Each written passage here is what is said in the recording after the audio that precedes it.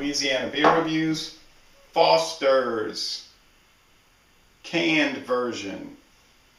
Okay, Foster's debuted in 1887 when the Foster brothers introduced this beer in Australia. In 1972, they began importing Foster's into the United States in these big cans. 25.4 ounce cans, 750 milliliters. And people thought it was strange, these big cans, and they called them oil cans because they look like the big cans that you would put motor oil in. And that's what they're called today. Today, Foster's, for decades, is not imported anymore. It's brewed in America under supervision of Foster's Australia.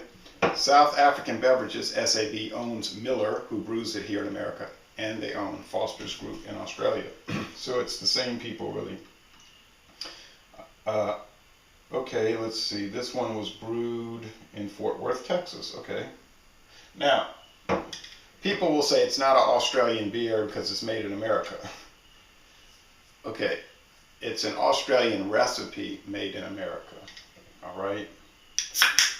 So you have to have some sense about it. 5% alcohol.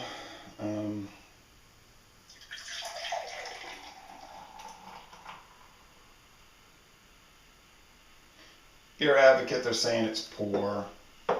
And Rate Beer is saying, well, the Beer and Me saying fair. Fair would be like a C.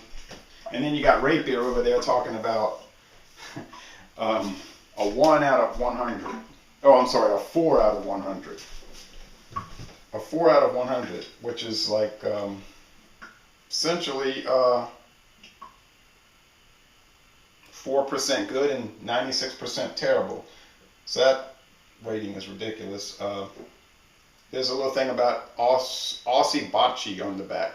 There's a game for 21-year-old and up. Got to be 21 to play this game. And for whatever reason, I have an old Schlitz bottle from 1999 and a Foster's Premium Ale, sold only in America, and a Country Club can. All right.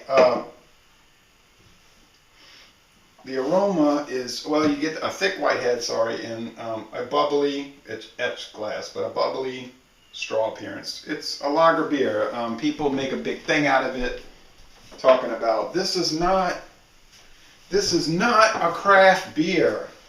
This is not St. Bernardus Abbot 12. I don't think it ever was invented to be that. It was invented to be a regular premium beer. And at one time it was very popular in Australia. It's not anymore. It's sort of like at the level of Schlitz in America. Stores have it, few people buy it, it's in a little corner on the shelf. In America, however, we know it's pretty popular, and a lot of restaurants have it, and stores, pretty much every store that sells beer. And in the eyes of Americans, it's the top beer in Australia. It really represents Australia to us. The aroma is, and I understand Schlitz is actually more popular in other countries like China than America. It's, some people across the world will say, Schlitz, that's your big beer, right? Well, it was 40 years ago, 35 years ago. Okay. It's sweet, it's grainy. You know, it's an adjunct lager. You got your corn added to it. Big whoop. Okay. Smells like any other beer, really.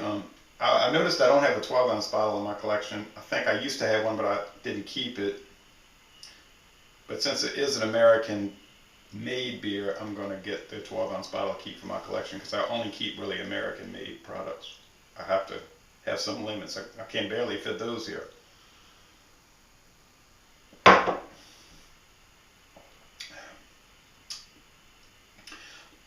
Yeah, it's got your typical beer flavor. And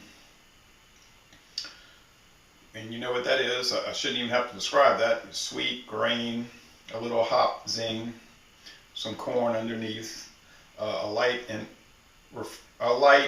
watery mouthfeel, and a refreshing, dry, easy drinking finish. I don't know what people expect it to be. To me, it's a good beer. I mean, is it better than Schlitz, for instance? Not really. And it's about the same price. This can was 3 for $5, huge can. So you're basically getting a 6-pack for $5.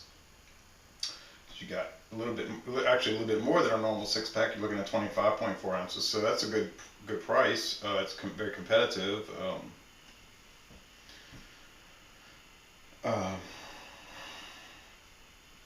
I mean, I can buy natural ice at Walmart right now for $6.50 a 12-pack, so obviously I would buy that. But this is decent. I mean, you know, it's nice. I enjoy it. I mean, I don't see anything wrong with it. I don't know why people say it's bad.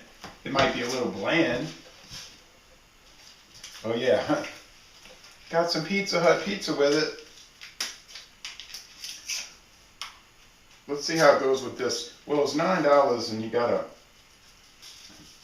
a large, any type, with anything you wanted on it. So I got it loaded with every possible ingredient that I could get without paying extra. So $9.79 after tax. I got thin crust. I like thin crust because the thick crust to me is just like eating bread. I don't want to eat a bunch of bread. So there we go. Let's see how it goes with this. Already prayed. Okay.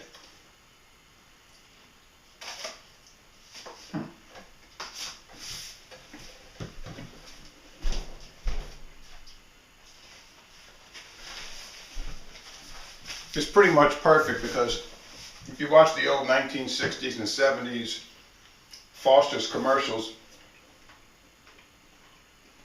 that was their approach. Foster's is good beer for a dinner party, watching a game, hors d'oeuvres. It's perfect for pizza. I mean,